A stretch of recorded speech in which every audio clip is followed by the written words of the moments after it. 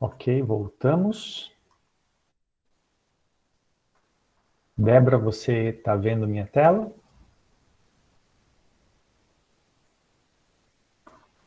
Sim, Ótimo. Vamos ver onde paramos. Aqui. Então, eu estava dizendo que se nós dividirmos pelo fator de Boltzmann, o que acontece, né? Eu vou fazer a mesma ideia aqui do limite. Quando eu tomar 1 sobre n, ln de z, nesse caso aqui, vai ficar assim. Isso vai ser 1 sobre n ln de zc, que a gente já viu ali em cima, menos 1 sobre n ln de n fatorial. Certo? Vai acontecer isso. Aí, olha só, isso daqui é a expansão de Stirling, né, para n's grandes. Ln de n fatorial é n ln de n menos n. E agora aqui a gente produz o termo com a dimensão correta. Isso é a primeira coisa. A outra, perdão, produz o termo com o tamanho correto para cancelar. Mas a outra coisa, nosso outro problema, que é, na verdade, um problema um pouco sério, é esse aqui. A gente está acostumado a olhar para as funções matemáticas, olha só, e quando eu escrevo assim, por exemplo, quanto que é e elevado a x, né? Aí você fala para mim, isso aqui é um número, professor. A gente calcula lá, é o resultado de uma série, né? Se eu quisesse expandir isso aqui em série, não tem uma fórmula fechada, mas, por exemplo, a série 1 mais x quadrado sobre 2 fatorial, mais x ao cubo sobre 3 fatorial, e assim vai para infinito, né? Essa série converge para e elevado a x. Ótimo, a gente sabe disso. Só que isso aqui faz sentido para a gente quando esse número é adimensional. O que acontece se x tem dimensão? Por exemplo, se x vale 1 metro. Que unidade é essa? E elevado a 1 metro? Nenhuma unidade, porque dá uma olhada aqui, ó, fica, a série seria um número adimensional mais 1 metro, mais metro quadrado, mais metro ao cubo. A gente não pode somar coisas de múltiplas dimensões desse jeito, só pode somar coisas de dimensões iguais. Então, claramente, a gente vê que não pode ter uma exponencial de um número com unidade. A mesma coisa vale para o logaritmo, para o seno, para o cosseno, para a tangente. E aqui nós temos, né? Nós temos um ln de v. Então, a gente não só tem o problema que esse logaritmo aqui não tem limite, como a gente tem um problema que esse logaritmo está me dando uma coisa com uma dimensão errada. Está errado isso aqui.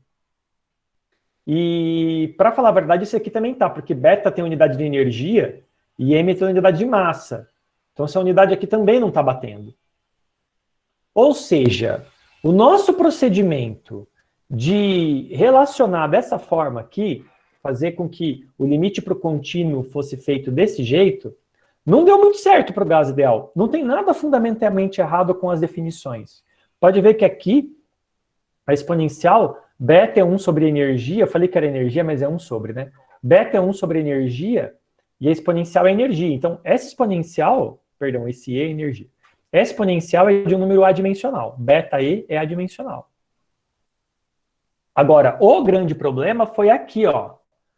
Quando eu disse para vocês que a probabilidade é dada dessa forma, né? A probabilidade de um número estar entre E e E mais D é dada dessa forma aqui, nós criamos um problema. Porque aqui embaixo, quando eu vou tirar o Z, eu chego num número, ó, deixa eu ver se eu consigo explicar melhor. a densidade de probabilidade,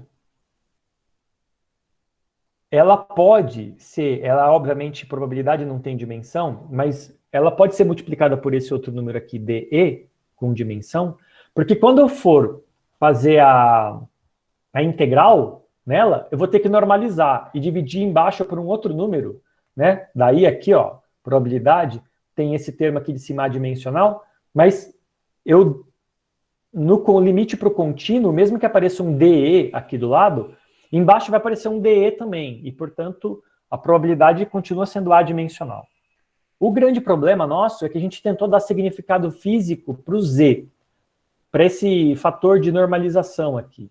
E o Z, ele não tem nada dividindo ele é o que divide a probabilidade. Ele é o fator de normalização da probabilidade. E aí, agora ele tem unidade, porque ele tem a unidade da energia que está aqui, ó. Então não bateu, certo? Não bateu. Então, na verdade, como que a gente conserta isso? Tudo isso é para dizer o seguinte: isso aqui não é suficiente, tá? Eu preciso, na verdade, fazer a seguinte substituição. Eu preciso dizer que a função de partição, ela é 1 sobre n fatorial, que multiplica 1 sobre uma constante h, que eu vou inventar aqui, elevado a 3n para dar a dimensão correta. Tudo isso vezes z clássico. E essa constante tem que ser elevada a 3n porque eu quero que ela vá para dentro do parênteses do zc. Então, na verdade, isso aqui fica escrito assim. 1 sobre n fatorial Pus o fone errado. De 2π... Oi, Thales, tudo bem? Desculpa, eu fui pegar um cafezinho. Tranquilo, que caiu a conexão aqui para mim. Elevado a 3n sobre 2, v elevado a n. Ok? É isso. Então,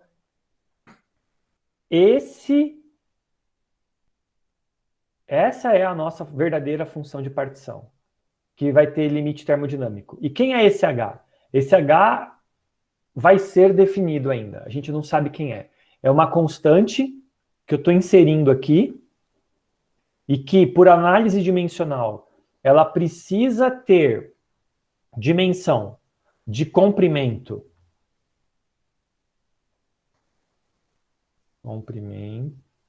Comprimento vezes momento linear.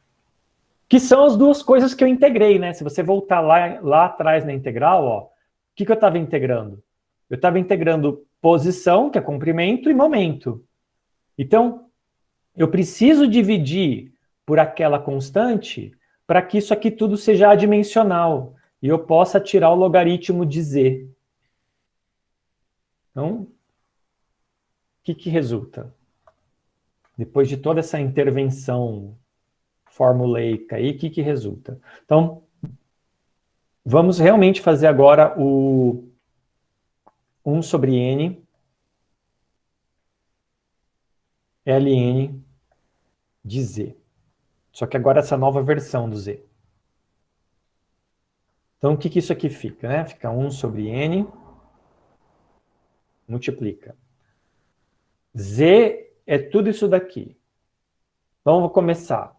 Eu tenho esse v elevado a n aqui, e tenho esse n fatorial. Vou começar por esses dois e deixar esse outro cara aqui por último. São 3 fatores, né? Então, o primeiro fator é ln de v elevado a n menos ln de n fatorial. Mais ln desse cara aqui. Então, mais ln de 2πm sobre h quadrado beta elevado a 3n sobre 2. fazendo a propriedade de derrubar os expoentes no logaritmo, e já fazendo a distributiva desse 1 sobre n, então isso aqui fica assim, 1 sobre n, n, ln de v, no primeiro termo, é n mesmo, menos, do lado de cá, ln do fatorial, né? É n ln de n mais n, mas por causa do sinal de menos fica menos n aqui. Tudo isso também sobre n. E aí, mais 1 sobre n, 3n sobre 2, ln de tudo que está lá dentro. 2π elevado a m sobre h cortado beta. Ufa! Vamos ver o que corta com o que aqui.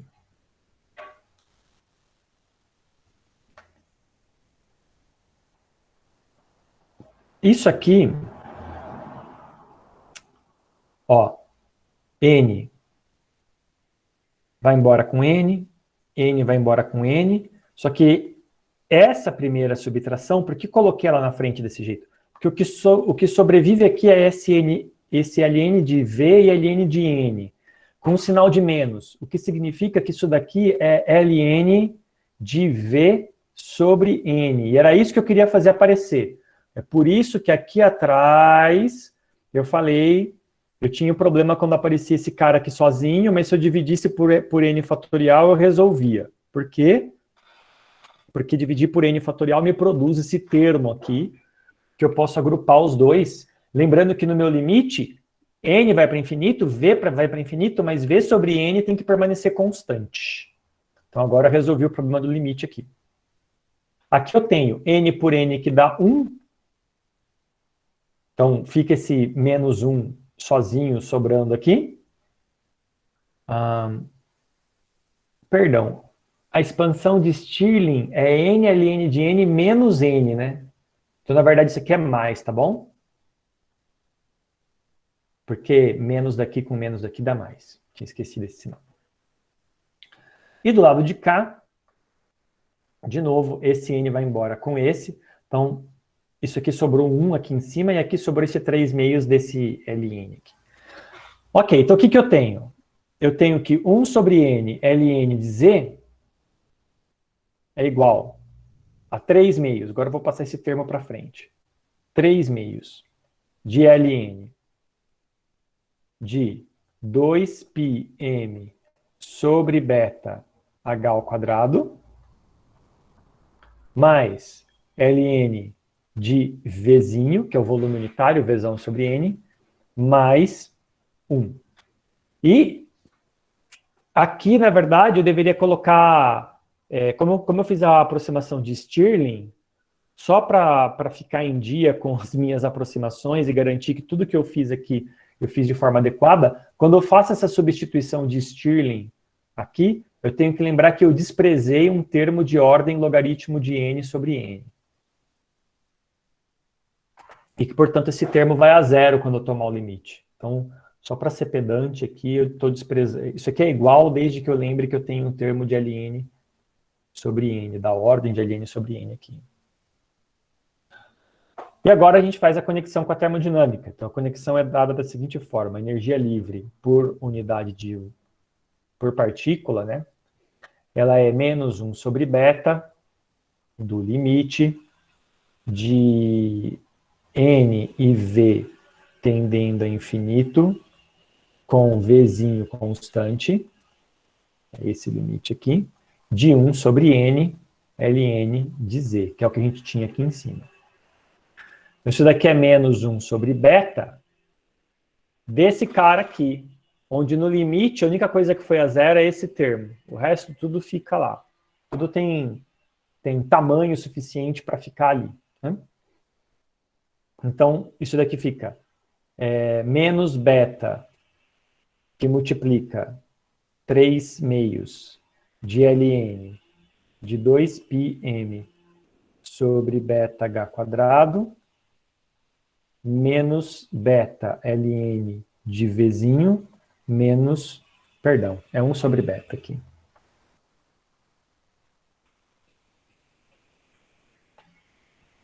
Menos 1 sobre beta ln de Vzinho, menos 1 sobre beta de novo. Ufa!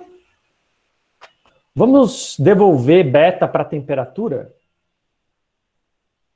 Só para lembrar que a energia livre de Helmholtz a gente consegue escrever como sendo função da temperatura do volume. E aí fica assim. Menos 3 meios de 1 sobre beta é a mesma coisa que menos 3 meios de KBT, porque 1 sobre beta é KBT. Ln de quem? Olha aqui. Se a gente olhar para esse Ln, eu consigo quebrar ele de novo em outras coisas, né? Eu consigo quebrar ele em coisas que tenham temperatura e coisas que não tenham temperatura, né? O Ln da divisão é a subtração dos Lns. Então, na verdade, eu posso dizer que isso daqui é Ln da temperatura, que estava lá dentro, menos KB ln de uma constante C, igual o livro faz. O que é essa constante C? Essa constante C, ela engloba tudo que eu não usei daqui. Eu não usei o 2π, eu não usei o m, eu não usei o h aqui embaixo ao quadrado, e eu não usei o kb que acompanhava, porque esse beta embaixo vira kbt em cima, eu não usei o kb também. Então, tudo isso vem para cá. Outra coisa Não, por enquanto é isso. Aí, qual que é o outro termo que falta? Falta esse daqui, né? Menos 1 sobre beta. Então, esse termo aqui, ele é menos KBT ln do volume unitário. E só estou comparando com o livro aqui. O livro não fez assim. Ao invés de colocar... É a mesma coisa que eu fiz, mas só para ficar igual ao livro, o livro colocou o ln dentro da constante. Vamos fazer parte por parte, né? Eu tentei pular, mas... Vamos fazer. Deixa eu pegar esse pedaço aqui para mostrar para vocês o que é aquilo lá. Se eu escrever... Vamos lá, vamos fazer direito? Vamos fazer direito, tá bom? Vamos fazer direito. Eu vou limpar essa tela inteira. Não tem por que pular essa passagem. Então, o que eu tenho aqui?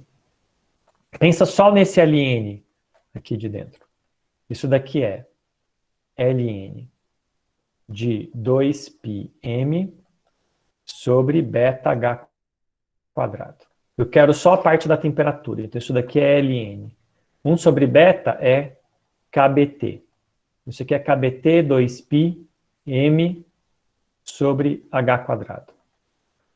Isso daqui é ln de t mais, se eu quiser pensar em tudo que está em cima, né? Então, mais ln do que eu não usei, que é kb 2πm sobre h cortado. Pronto. E aí, como aqui na frente eu tinha um menos 1 sobre beta 3 meios e 1 sobre beta é kbt, então isso aí tudo vai ficar multiplicado por menos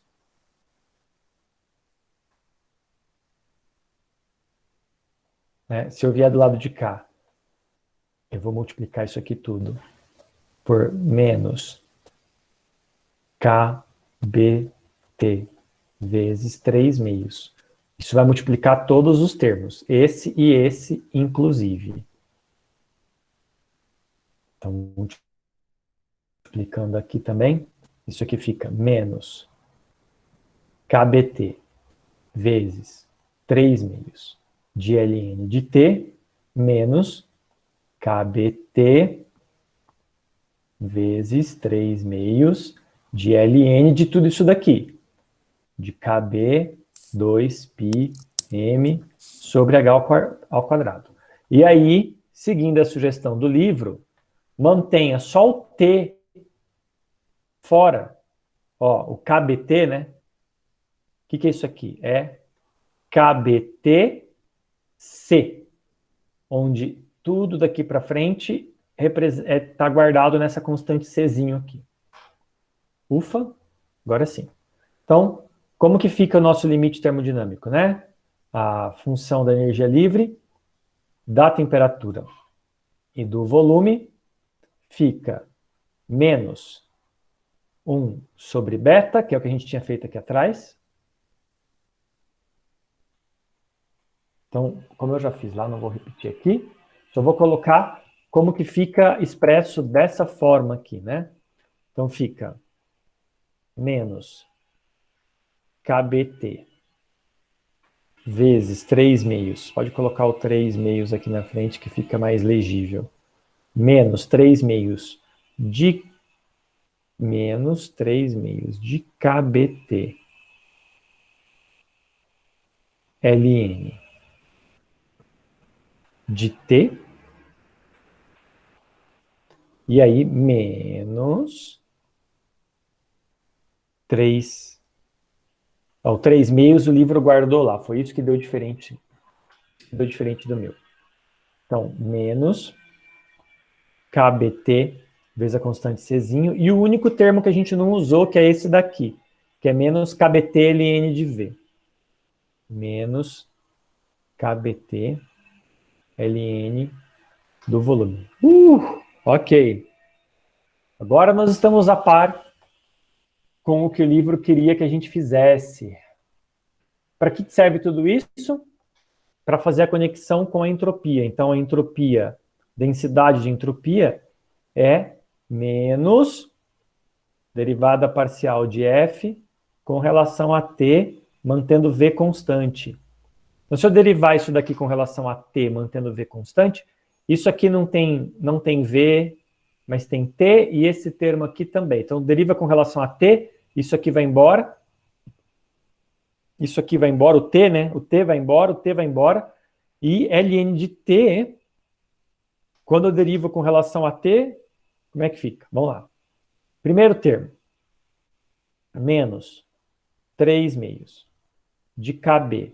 Derivada do primeiro, derivada de T é 1, vezes o segundo sem derivar, mais o primeiro, então esse mais vira menos, porque tem um sinal de menos aqui, 3 meios de KBT, vezes a derivada do segundo, derivada de ln é 1 sobre o que tiver lá dentro. Então, desde que a temperatura seja diferente de zero, e isso aqui desaparece. Ok. E o resto fica trivial, é menos KBC, temperatura se derivou, e aqui menos KB ln de V. Resultado é que a entropia em função da temperatura e do volume unitário é menos 3 meios de KB ln de T. Esse daqui foi embora, né? Então isso daqui fica menos KBC menos 3 meios de KB. Isso aqui você pode juntar tudo numa única constante. Menos KB ln de V. Ok. E, por outro lado, se essa derivada aqui de F com relação a T me dá a entropia, o que acontece se eu derivar com relação a V, que é a outra variável? Então, para quem não se lembra, a pressão do meu sistema é menos a derivada de F com relação a V. Esse símbolo de derivada é melhor aqui. Com T constante. Então, se eu derivar essa expressão aqui agora com relação a V, o único termo que tem V é esse aqui do final. Então, fica menos KBT, derivada de ln de V, que é 1 sobre V. Olha só, passa V para o outro lado, PV é igual a menos kBt. Olha que coisa. Vocês conhecem isso? Lembra que Vzinho é Vzão sobre N? Então, PV é igual a menos N kBt. É a equação de estado do gás ideal. Okay? Vem da derivada da energia livre, é menos a variação da energia livre com o volume. Isso que é a pressão. Muito bem. Era isso que eu queria mostrar para vocês hoje. Com um pouco grande, tem outras coisas que vocês podem explorar por vocês mesmos. Por exemplo, se eu quiser calcular a energia média, como que eu tiro a energia média?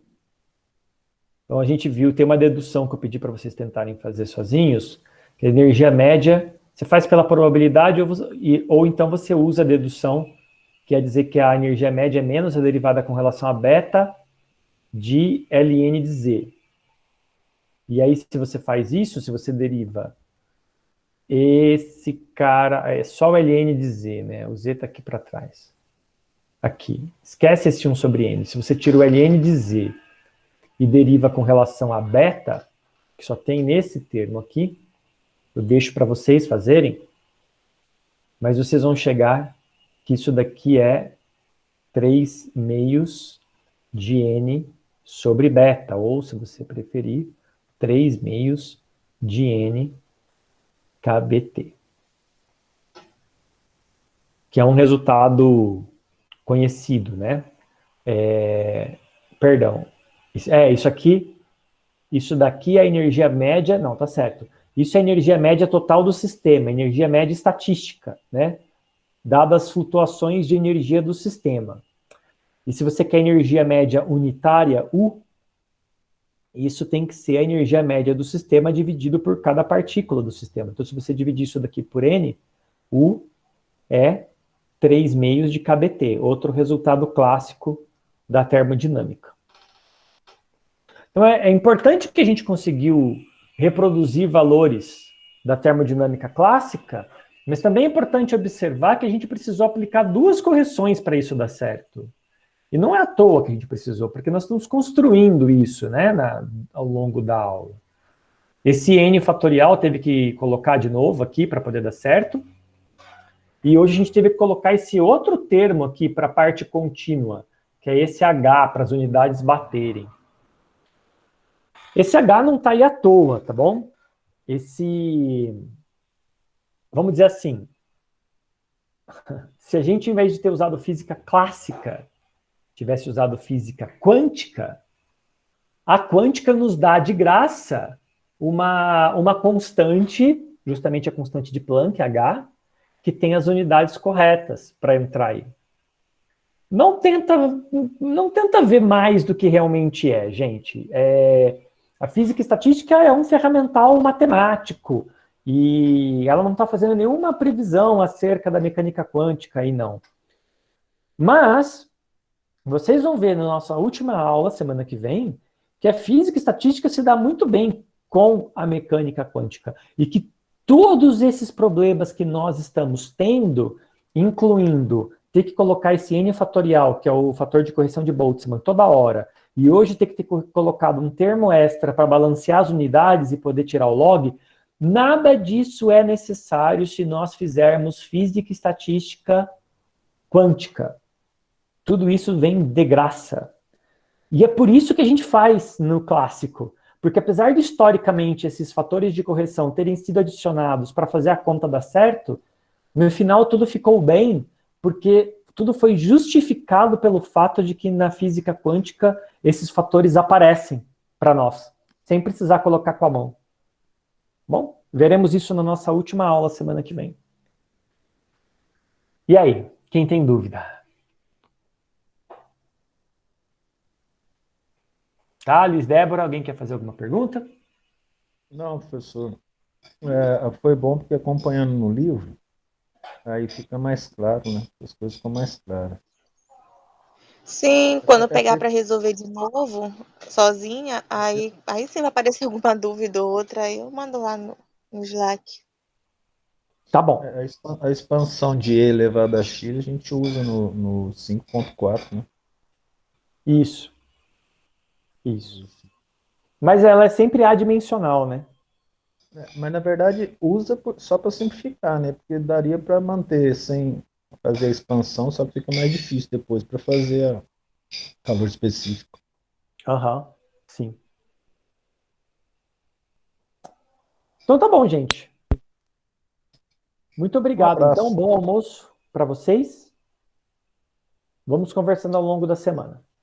Tá bem, até. Boa tarde, gente. Bom Não percam dia, na verdade. segunda-feira que vem, nosso último encontro. Se fosse presencial ia ter bolo, café, essas coisas, né? Pois é, ia, né? A gente pode fazer, cada um comer o seu. É verdade. Obrigado, Abraço. gente. Tchau. Tchau, tchau.